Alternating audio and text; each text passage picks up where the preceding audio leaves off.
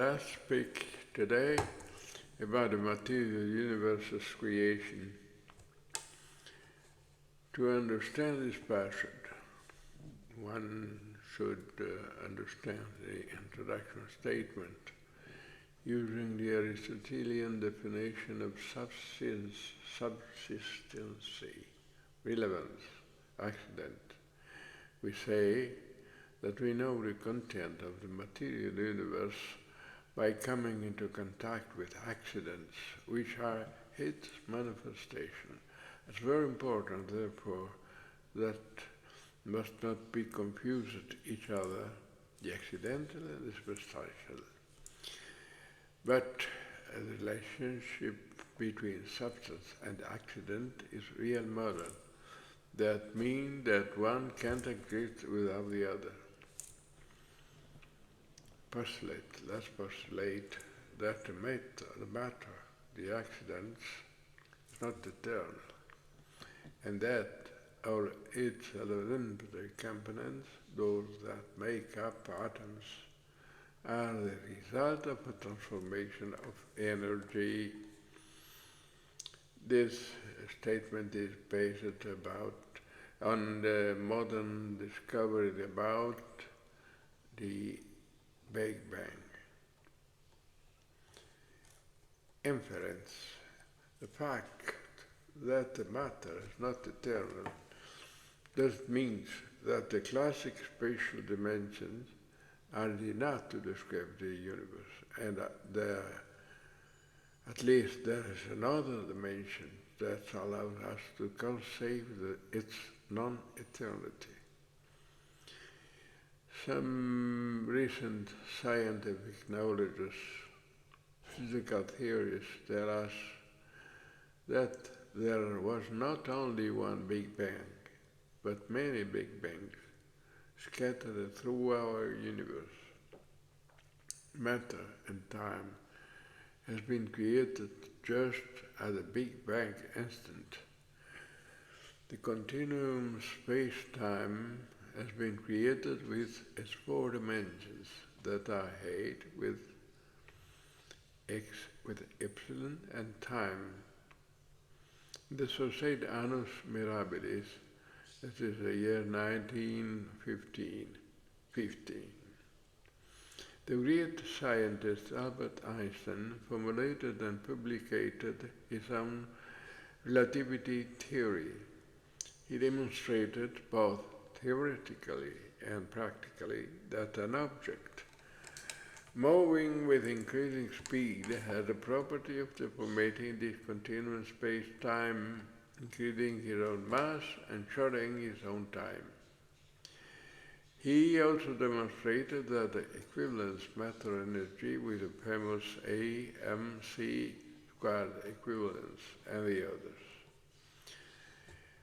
We have the more simple of two of these equations are that who demonstrate that the relative mass of the object increases with the increasing of the speed of the object. And the second, that the time passing is passing when the object is moving, the relative time shortens. Now, I hear on television, cultural broadcasting, a scientist saying that at the Big Bang moment, there was nothing. And because being an atheist, he said that the Big Bang happened randomly. See, what randomly? Why? For something as a mysterious concentration of energy in some focus's point. Well, how can random happen something if nothing exists? Random. The time before the Big Bang didn't exist yet. The time before has no sense. If nothing exists, where did the needed energy come to create a space-time continuum and its content? Well, let's speak now about the energy transformation. If time and space have no meaning, the energy needed to create all the matter contained in the universe should be somehow come from a transformation, because otherwise it's not logical that it can appear. And a matter wouldn't have possibility to exist. Thus, the needed energy would come by the other dimensions that exist beyond our space-time system. Then, there was only one of the speeches of the opposite scientist that I find coherent. When he said that in the whole universe the energy balance is zero. In fact, he said that presumably the amount of matter and antimatter are the same.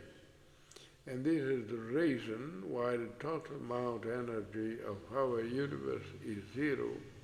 This fact says us that other universes could exist in other dimensions. You can say then that the matter itself has been created and not generated or produced. One positive, one anti-positive conclusions. My poor opinion now, ignorant, of course, I confess it. There is no randomness in the creation of the universe. Let's say that so-called Big Bang. Before the creation of our universe, there was something, because the existence of nothing or the null are not a logical conclusion. Otherwise, from where or when or what and how the matter could have been generated. It's clear that an accident can't subsist without a substance from what it does descends.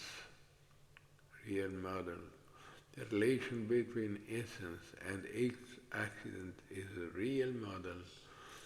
That is the existence of matter, therefore also implies the existence of the substance, the essence, existing in and of itself, from which the accident matter descended, and is separable, contingent or transient. The total amount energy of our universe, matter plus antimatter, is zero. This fact says us that other universes could exist in other dimensions, being created by the same source. On the upper hand,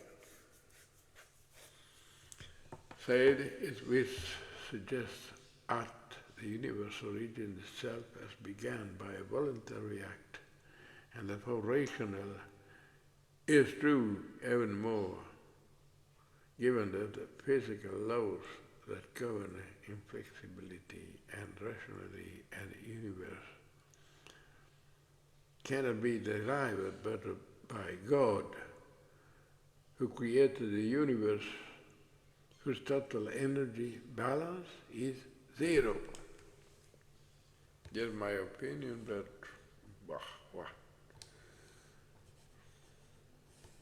stop.